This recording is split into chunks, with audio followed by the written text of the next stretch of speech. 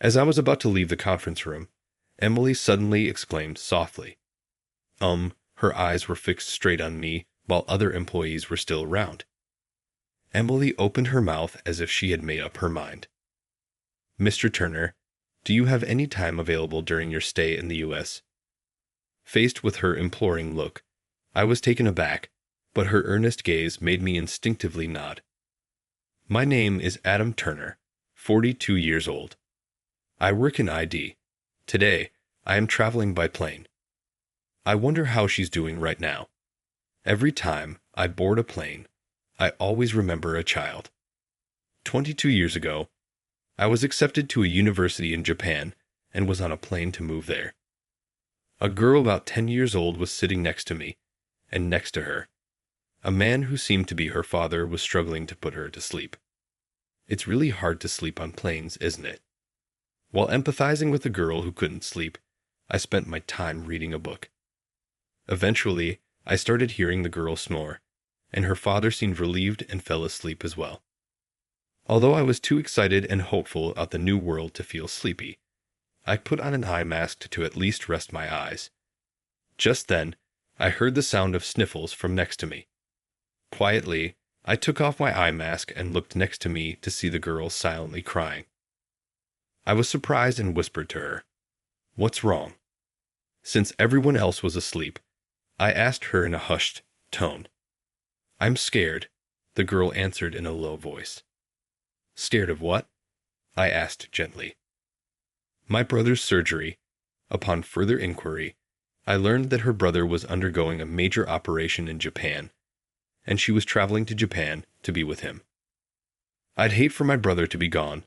This kind-hearted girl was anxious about the possibility of losing her brother if the surgery did not succeed, and this had made it impossible for her to sleep. I tried to offer words of encouragement, but they didn't seem to stop her tears. That's it. I got an idea and rummaged through my bag. Then I pulled out a small game console. "Do you like games?" I asked quietly, and the girl nodded. So I placed the game console in her hands. "Try playing this." She began operating the game console with a look of bewilderment. In fact, this game console was one I had made myself.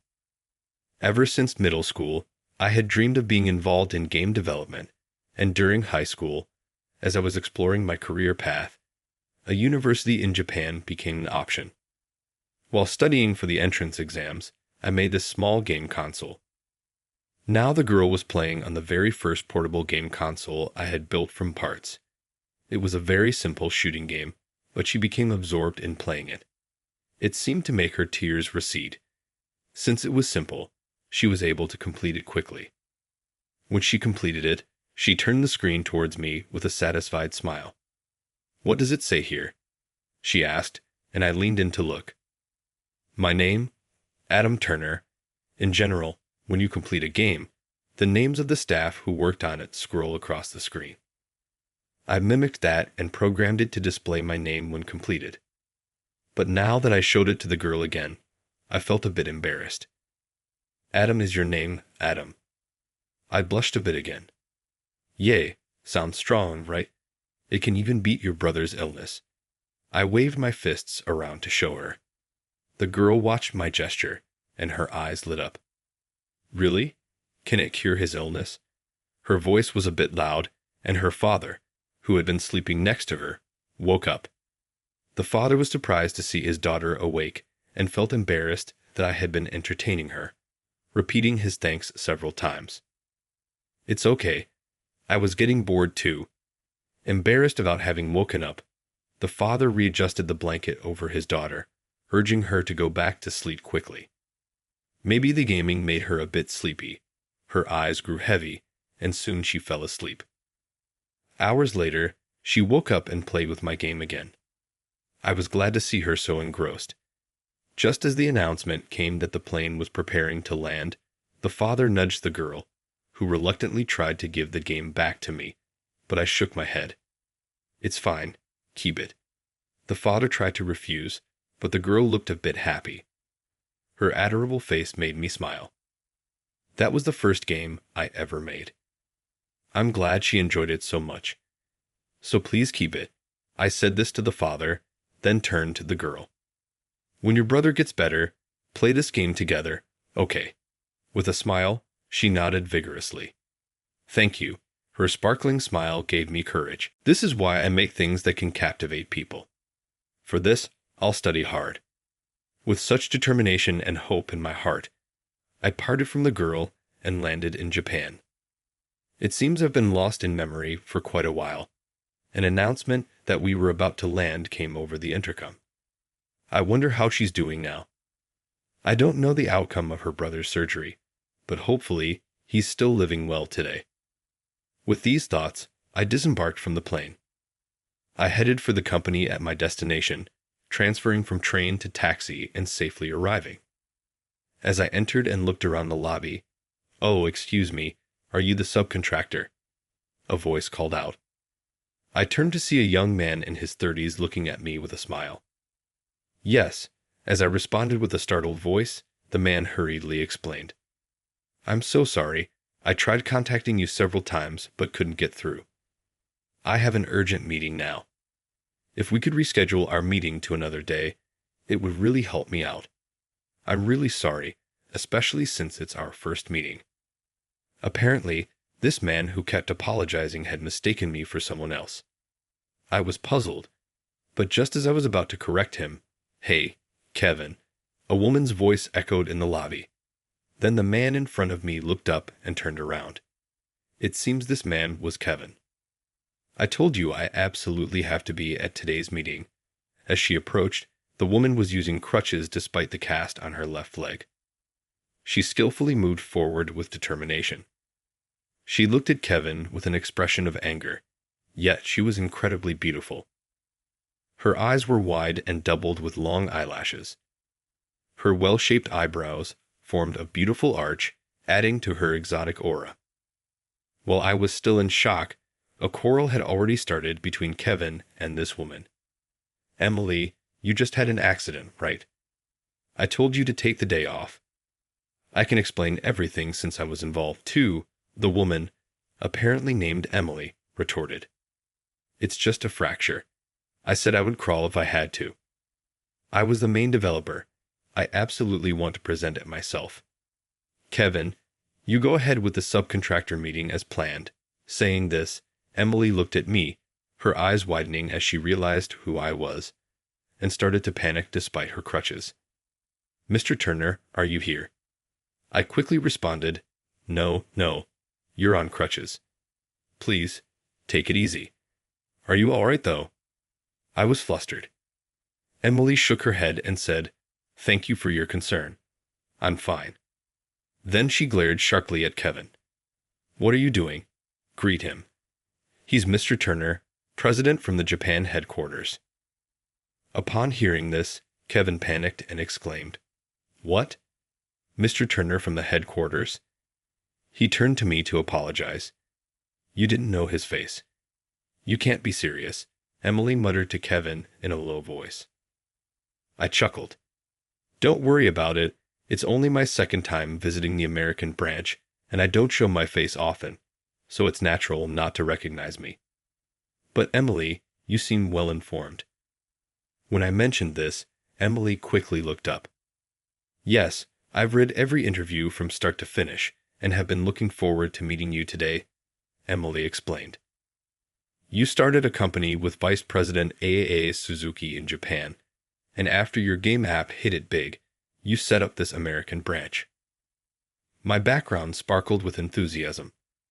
As Emily mentioned, I had founded an ID company in Japan with Aita, whom I became close to during my university days.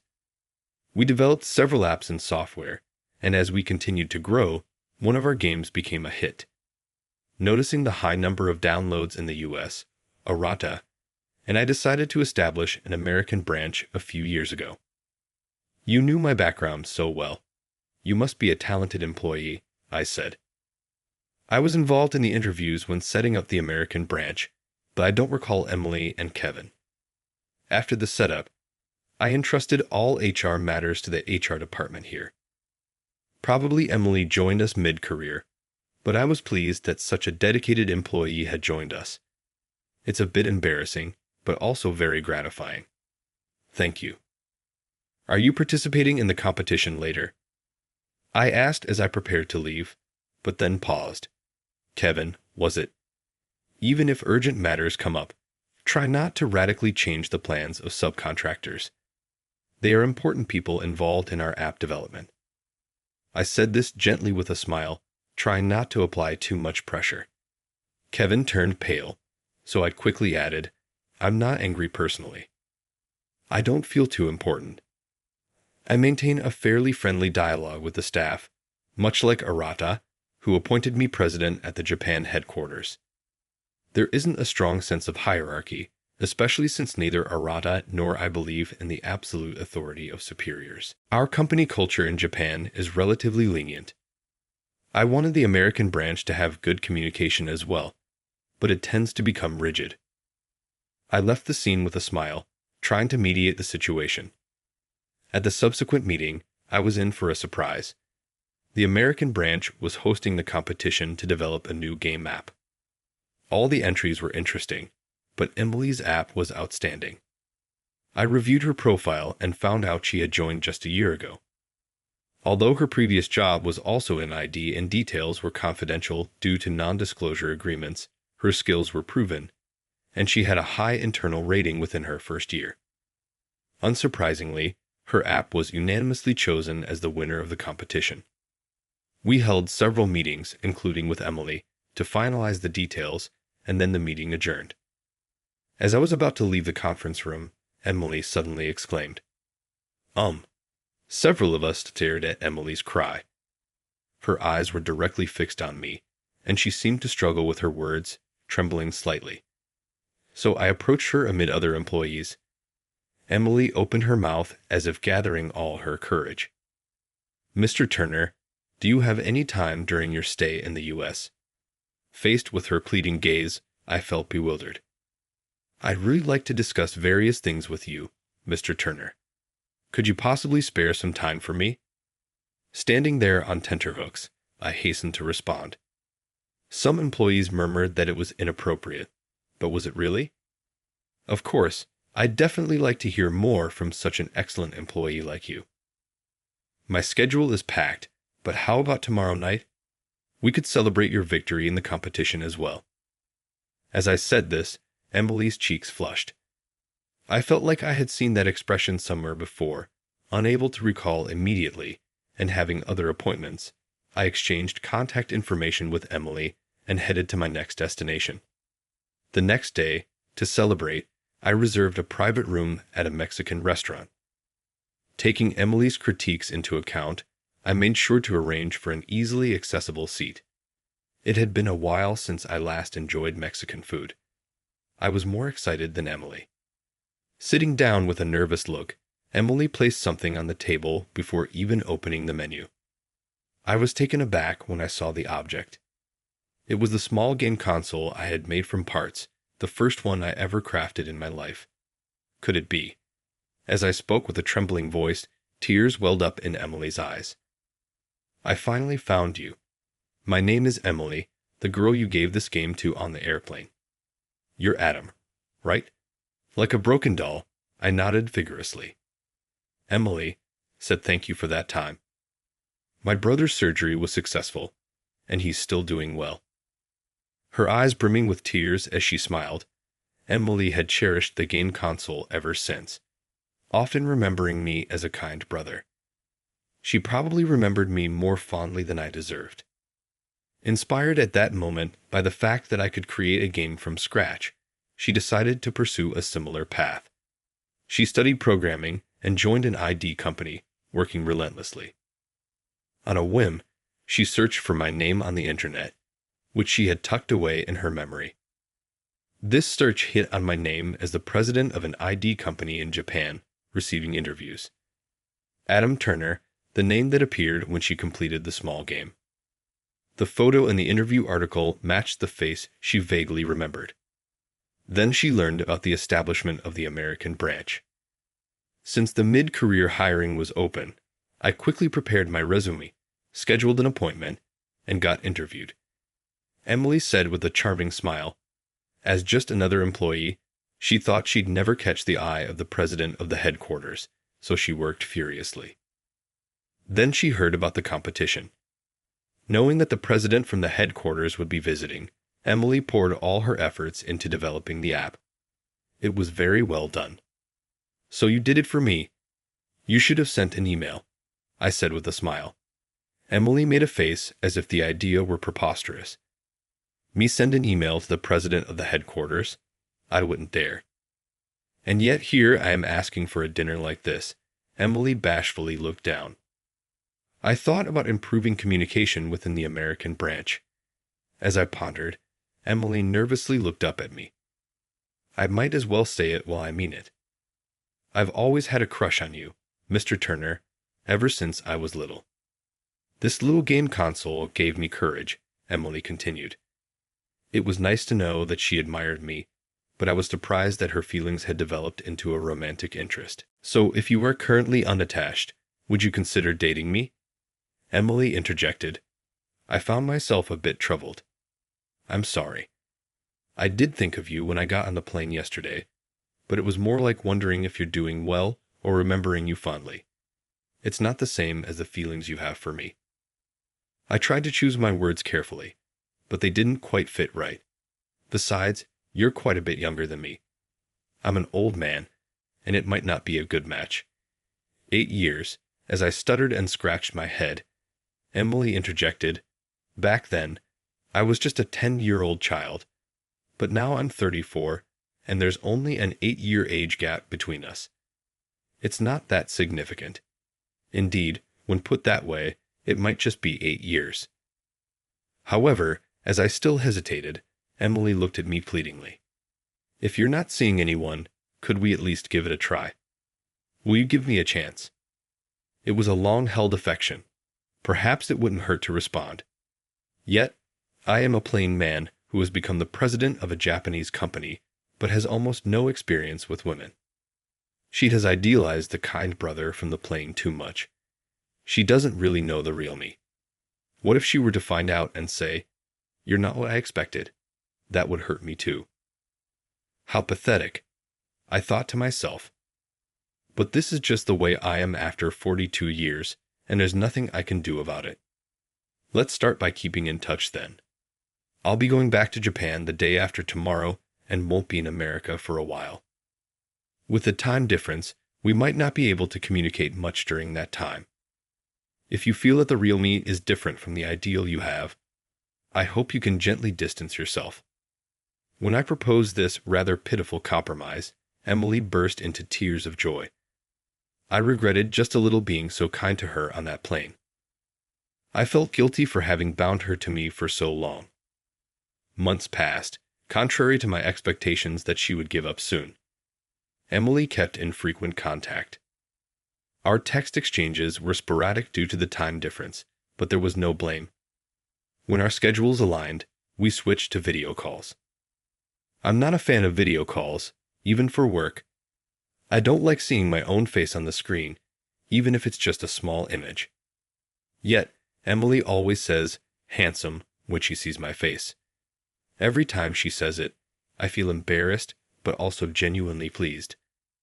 If I look tired, she notices even through the screen and tries to end a call early to let me rest, saying cute things like, "I'll send you some energy." Talking to her isn't very tiring, and despite being 8 years younger, we get along well, gradually. I started to like her. I was slowly falling for her sincere affection. I became desperate to see her. 3 months later, I visited America again. I arrived at night, but Emily came to meet me at the airport. We had dinner together at a restaurant inside the airport, then strolled around a bit. Desperate to touch her, I nervously reached out and took Emily's hand. She was surprised, but then squeezed back firmly.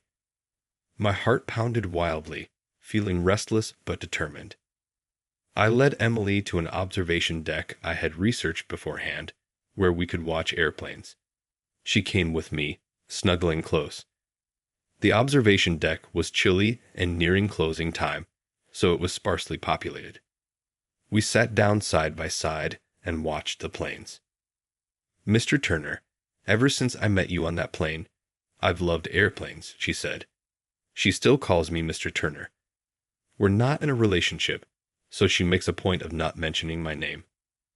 Initially, I felt reassured by that distance, but eventually, I started craving more and felt unsatisfied just being called Mr. Turner.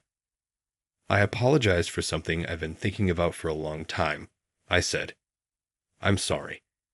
It's my fault for being kind to you back then, Emily. You've been trapped by me ever since. As I said this, Emily hurriedly tried to argue, but I stopped her. Unless I let go of these feelings, I can't move forward.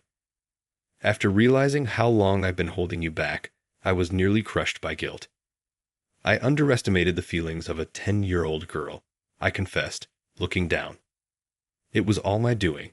I just fell for you on my own, Emily murmured, making me smile a bit. As a form of atonement, I've created an app, I said, sending the file to her email address. Would you try it out? Emily nodded and launched the app. It was a nostalgic shooting game, the first shooting game I ever made. Emily had been disappointed that the old console no longer worked, so I revived it as an app. Emily easily completed the game with a few taps. I thought it would be a bit more challenging, she said with a smile, but I looked down. What's wrong? She asked, and I replied without looking up. Just keep looking at the screen, please. After saying that, a small sigh could be heard. I could tell that Emily caught her breath. She must have been captivated by what was now displayed on the app. I did something rather cheesy for me, I said. This screen Emily is looking at right now, it should be displaying, I've decided to come back to America. Will you go out with me, Adam Turner? This message should be appearing along with an image of a bouquet. I had always wanted to return to America. When downloads of our games increased in the U.S., I proposed setting up a U.S. branch. Aita had noticed my secret desire. When I told him about the status of the U.S. branch, he suggested, how about you as the head of the U.S. branch? It was an offer I couldn't refuse. And with a wink, Aita said, You've always wanted to come back, haven't you? Eventually, the decision was made to appoint ARA as president of the Japanese headquarters and a U.S. branch president who was fluent in Japanese as vice president. This was to be announced tomorrow. After presumably reading the message, Emily shook me vigorously, and I reluctantly looked up. The message had already disappeared from the app. How about it? I asked, my face flushed, and Emily hugged me tightly. I'm so happy, really happy. Are you coming back to America? Will you go out with me? She asked, her eyes shining with joy. She had loved me since we were children, and knowing the real me, she was still this happy. It brought me to tears. I wrapped my arms around her back and hugged her tightly. Yes, sorry for making you wait. Thanks for loving me all these years. I'll definitely make you happy. I'll make up for the 22 years and fill them with happiness. Trembling with emotion, I vowed to Emily. Then, Adam. Emily whispered my name in my ear, surprising me. I looked at her face. She was blushing and smiling. I love you. I replied with the same words, I love you too, Emily, as the sound of the airplane taking off filled the air. We shared our first kiss. Years later, I can hear our children playing loudly with their phones in the living room.